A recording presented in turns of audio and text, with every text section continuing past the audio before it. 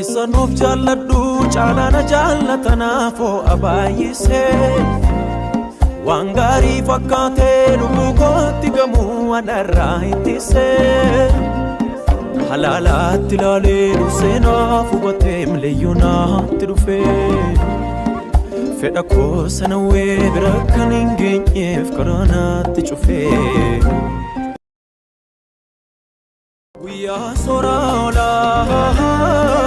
alkanee gaabulaa bineensi yoo dhufee ofii darbee lolaa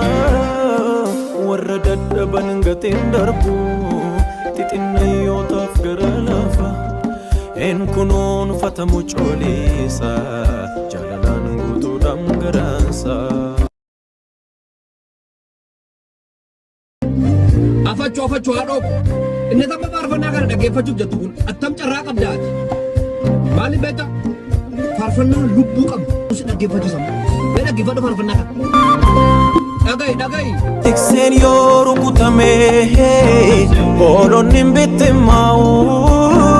geggeessituu dhabnaanii karuu bareegatan irra yaa'u yeeyyichis kan argatee gammadee butuu dhufaa kiyyoo isaatti galfata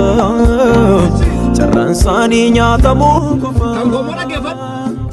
tikseenni kan fakkaas miti harka isaarraa yeeyyiin hin butuu baasee bobbaasee galchuu beeka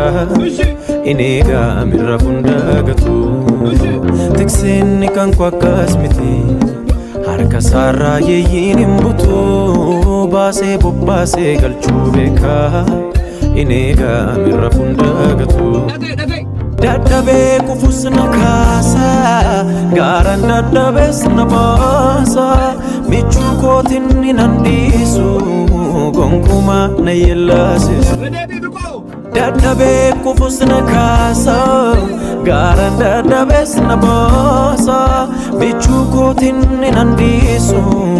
gonkumaa na yellaasisu. Tabeeta bikoo ati caalumani faarfadhu utuu faarfattu inni ati faarfattuuf si badhuuf maaloo adiraa waaqayyo gara jajjabeessaa bukkee dhaabbadha yuutuubii kana sabiskiraayib godhaaf shaaloo. Tikseenni kan fakkaas miti harka isaarraa yeeyyiin hin butuu baasee bobbaasee galchuu beeka inni gaamirra hunda gatu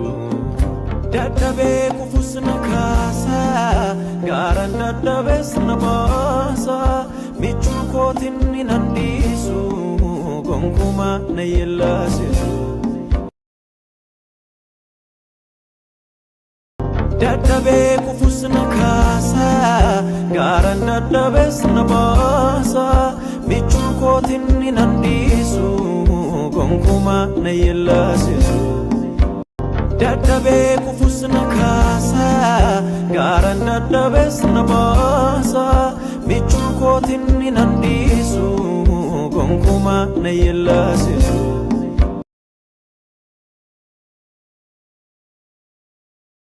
dadhabee kufus na kaasa gaaraan dadhabees na baasa michuu kootinni nan dhiisu gonkumaa na yellaasisu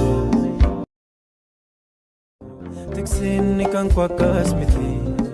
harka isaarraa yeeyyiin hin butuu baasee bobbaasee galchuu beeka inni gaamirra hunda gatu dadhabee kufus na kaasa gaaraan dadhabees na baasa michuu kootinni nan dhiisu gonkumaa na yellaasisu